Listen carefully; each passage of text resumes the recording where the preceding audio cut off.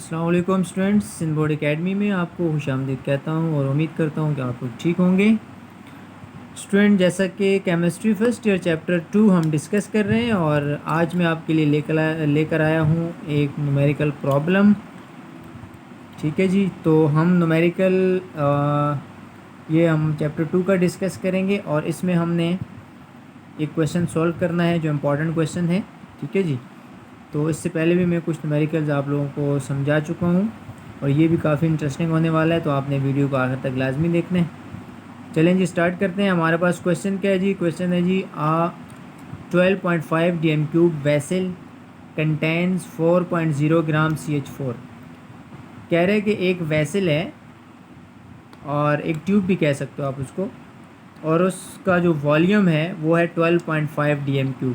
यानी वो जो वेसल है उसका वॉल्यूम है 12.5 dm³, कंटेन्स रखती है 4.0 ग्राम CH4। उस वेसल के अंदर, उस ट्यूब के अंदर 4.0 ग्राम मीथेन गैस है CH4, 1.8 ग्राम N2 है, यानी कि नाइट्रोजन गैस जो है वो 1.8 ग्राम है, जबकि उसी वेसल के अंदर 10.0 ग्राम XE जीनॉन कहते हैं इसको, जीनॉन ये नोबल गैस है, ये मौजूद है एट 0 डिग्री सेंटीग्रेड पर। What is the pressure is in the vessel? Vessel का प्रेशर क्या होगा? क्वेश्चन बहुत आसान है। कहता है एक वेसल है जिसका वॉल्यूम 12.5 dm³ है, उसके अंदर 3 गैसेस मौजूद हैं। मीथेन गैस है 4.0 ग्राम, नाइट्रोजन गैस है 1.8 ग्राम, जीनॉन गैस है 10.0 ग्राम। कह रहे बताएं कि उस ट्यूब का टोटल प्रेशर कितना होगा, उस वेसल का प्रेशर कितना होगा, ये हमने कैलकुलेट करना है। तो क्वेश्चन आपको समझ आ गया होगा। अब आते हैं सॉल्यूशन की तरफ। सॉल्यूशन में सबसे पहले हमने गिवन लिखना होता है, यानी वो चीज़ें जो हमें दी गई हैं वो चीज़ें हम यहाँ पे मेंशन करेंगे। तो गिवन के लिए जी हम यहाँ पे मेंशन कर देते हैं कि क्या क्या चीज़ें हमें गिवन है। ठीक है जी, गिवन में हमें आप देख सकते हैं सबसे पहले वॉल्यूम गिवन है वेसल का, तो वॉल्यूम को V से रिप्रेजेंट करेंगे। वॉल्यूम कितना हो गया जी? 12.5 dm³। ठीक है, ये आपके पास आ गया वॉल्यूम। अच्छा, अब उस वेसल के अंदर जो गैसेस मौजूद हैं आपके पास, उनकी अमाउंट कितनी है? तो मीथेन गैस की अमाउंट है 4.0 ग्राम, तो हम यहाँ पे लिखेंगे अमाउंट ऑफ CH4 की जो अमाउंट है हमारे पास वो कितनी है जी? 4.0 ग्राम। इसी तरह से हमारे पास नाइट्रोजन गैस की अमाउंट जो है वो कितनी है, वो भी हम यहाँ पे लिख देते हैं। ठीक है, amount of N2 gas, nitrogen gas कितनी है जी? 1.8 ग्राम। ठीक है, ये आपके पास अमाउंट है किसकी? N2 की। इसी तरह से जीनॉन की जो अमाउंट हमें गिवन है वो भी हम यहाँ पे लिख देते हैं। अमाउंट ऑफ XE जीनॉन, इसकी अमाउंट है जी 10.0 ग्राम। ये हमारे पास आ गई वो अमाउंट्स जो कि हमें गिवन। उसके बाद जी हमें टेम्परेचर भी दिया गया है और हमें यहाँ पे जो टेम्परेचर दिया गया है वो तकरीबन दिया गया है 0 डिग्री। हमें जो टेम्परेचर दिया गया वो 0 डिग्री है, तो हम यहाँ टेम्परेचर को T से रिप्रेजेंट करेंगे। तो T इक्वल टू, तो हम यहाँ पे 0 डिग्री नहीं लेंगे बल्कि हम जो एब्सोलूट ज़ीरो है वो लेंगे। एब्सोलूट ज़ीरो की वैल्यू होती है 273, ठीक है, केल्विन। तो ये आपके पास आ गया टेम्परेचर। ठीक है जी, तो यानी कि हमने क्या करना हो, टेम्परेचर 0 डिग्री है तो हमने डिग्री सेंटीग्रेड को 273 में प्लस करना होता है। 0 + 273 करेंगे तो 273 ही आ जाएगा, इसलिए हम डायरेक्ट टेम्परेचर 273 केल्विन लिख देंगे। ठीक है, जब 0 डिग्री होगा तो हम डायरेक्ट 273 लिख देंगे। इसके बाद हमें यहाँ पे नंबर ऑफ़ मोल जो है वो मालूम नहीं है। ठीक है, तो हमने नंबर ऑफ़ मोल कैलकुलेट करने हैं तीनों के, यानी हमारे पास जो 3 ये जो गैसेस दी गई हैं, हम इनके नंबर ऑफ़ मोल जो लेंगे वो हम यहाँ पे कैलकुलेट करेंगे। ठीक है जी, तो अब नंबर ऑफ़ मोल लेंगे हम सबसे पहले। तो नंबर ऑफ़ मोल के लिए हम इसको यूँ कर लेते हैं कि हमारे पास जो पहली गैस है CH4, हम उसको फर्स्ट गैस कंसीडर करते हैं, इसको सेकंड गैस कंसीडर करते हैं और इसको थर्ड गैस कंसीडर करते हैं, तीनों को कंसीडर कर देते हैं। अब नंबर ऑफ़ मोल हमने लेने हैं फर्स्ट गैस के, तो हम यहाँ पे अब लेंगे नंबर ऑफ़ मोल्स, ठीक है, फर्स्ट गैस के। तो नंबर ऑफ़ मोल के लिए N equal to given mass upon molecular mass formula होता है, ठीक है, नंबर ऑफ़ मोल का। तो मैं यहाँ पे फार्मूला लिख भी देता हूँ आप लोगों की आसानी के लिए, ताकि आप लोग इसको आसानी से समझ सकें। Given mass divide by molecular mass, ठीक है, ये हमारे पास फार्मूला होता है। तो अब हमने इसमें जो हमारे पास जो फर्स्ट है CH4, तो पहले हम CH4 के लिए ले लेते हैं नंबर ऑफ़ मोल। CH4 के लिए N की जो वैल्यू होगी वो क्या होगी जी, N की वैल्यू हो जाएगी, गिवन मास हमें कितना है CH4 का 4.0 है, तो हमने यहाँ पे पुट कर दिया, अपॉन मोलिकुलर मास। CH4 का मोलिकुलर मास कितना होगा वो हम रफ में कैलकुलेट करेंगे, मैं यहाँ पे कैलकुलेट करना सिखा देता हूँ। CH4 का मोलिकुलर वेट हम यूँ निकालेंगे, कार्बन का मास है 12, हाइड्रोजन का मास होता है 1, हाइड्रोजन 4 हैं तो मल्टीप्लाई 4 हो जाएगा, 4 1 ज़ा 4, तो ये इनको ऐड करोगे तो ये बनेगा कितना जी 16, तो आपके पास यहाँ पे आ गया 16, ठीक है। अब हम इन दोनों को डिवाइड करेंगे तो हमें नंबर ऑफ मोल मिलेंगे CH4 के। इसी तरह से हम दूसरी गैस ले लेते हैं, N2 है हमारे पास नाइट्रोजन गैस, उसके लिए भी नंबर ऑफ़ मोल हमारे पास फार्मूला यही है।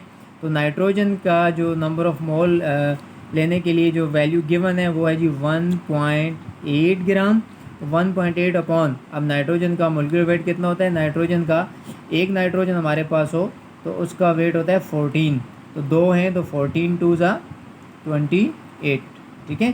तो यहाँ पे 28 से डिवाइड करेंगे तो इसके मोल यहाँ पे आ जाएंगे।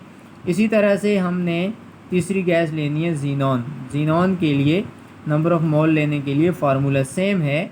हमने जीनॉन के लिए यहाँ पे मोलिकुलर वेट लेने के लिए जो जीनॉन का वेट है वो यहाँ पे पुट करेंगे, ठीक है। जीनॉन का जो हमारे पास वेट होता है वो तकरीबन होता है जी 10, ठीक है, बल्कि ये 10 तो हमारे पास गिवन वेट है जो हम यहाँ पे ले लेते हैं, ठीक है, 10.0, ठीक है, और 10.0 को हमने डिवाइड कर देना है किसके साथ, तो हमारे पास जो जीनॉन का वेट है वो होता है जी 131.3, ठीक है, 131.3 ये इसका वेट होता है। तो हम यहाँ पे इसको डिवाइड करके नंबर ऑफ़ मोल फाइंड कर लेंगे, ठीक है जी।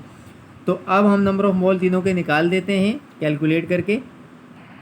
अच्छा, तो अब जी हमारे पास जो CH4 के नंबर ऑफ़ मोल हैं, जब 4.0 को 16 से डिवाइड करेंगे तो हमें वैल्यू मिलेगी 0.250, ये आ गए नंबर ऑफ़ मोल किसके, CH4 के। इसी तरह से अब हम यहाँ पे ले लेंगे जी N2। N2 के लिए हम 1.8 को 28 से डिवाइड करेंगे तो 0.064, ठीक है, ये नंबर ऑफ़ मोल आ गए। इसी तरह से अब हम जब जीनॉन को डिवाइड करेंगे 10 को 131.3 से तो वैल्यू आएगी जी 0.076 के करीब, ठीक है।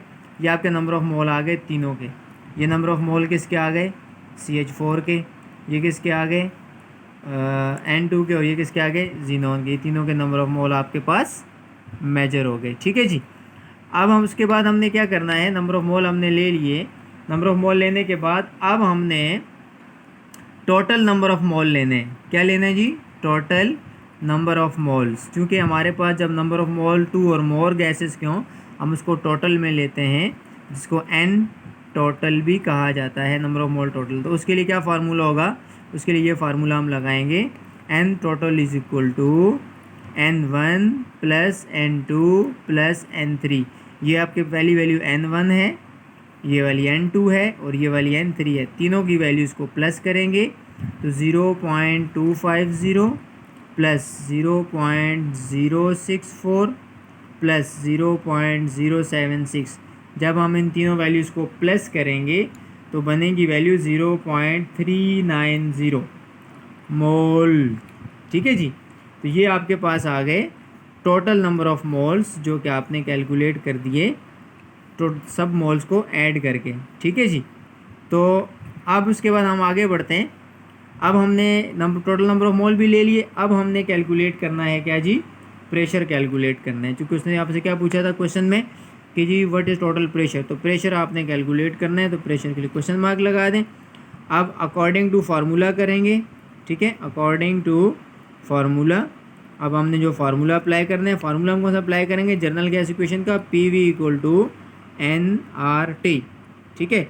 तो अब हम यहाँ R की वैल्यू भी लिख देते हैं, चूँकि R यहाँ पे कांस्टेंट है, तो R की वैल्यू होती है 0.0821, ठीक है, DM³ ATM, ये R की कांस्टेंट वैल्यू होती है, ठीक है। अब हमने यहाँ पे उसको पुट कर देना है। अब हम ये फार्मूला ले लिया, फार्मूला में हमने कैलकुलेट क्या करना है जी, हमने प्रेशर कैलकुलेट करना है ये, तो प्रेशर को हम यहाँ पे रखेंगे रीज़न देने के बाद, और V यहाँ मल्टीप्लाई है तो वहाँ जाके क्या हो जाएगा जी, डिवाइड हो जाएगा, ठीक है, अपॉन V आ गया, ठीक है।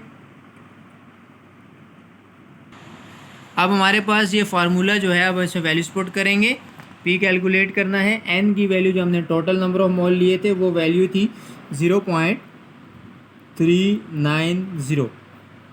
अब हम इसको मल्टीप्लाई करेंगे R से, R की वैल्यू 0.0821, और इसको मल्टीप्लाई करेंगे T से, T हमारे पास था 273, और इन सब को डिवाइड कर देंगे किसके साथ, V के साथ, तो V हमारे पास था 12.5, ठीक है जी।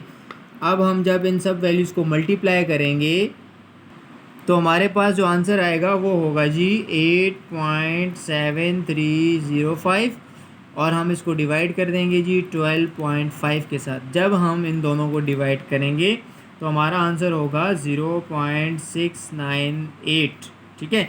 और चूँकि प्रेशर है तो हमने किस में लेना है, एटमॉस्फेयर में, ठीक है जी, एटमॉस्फेयर। तो अब हम यहाँ पे नीचे लिख सकते हैं, हमारे पास जो प्रेशर रिक्वायर्ड है वो है 0.698, इसको बनाएंगे बॉक्स और यहाँ पे लिख देंगे आंसर। तो ये हमारा आंसर है जी। तो उम्मीद करता हूँ कि आपको समझ आई होगी। बेस्ट ऑफ लक, मिलते हैं इंशाल्लाह आपसे नेक्स्ट वीडियो में। अपना बहुत सारा ख्याल रखिएगा, तब तक के लिए अल्लाह हाफिज़।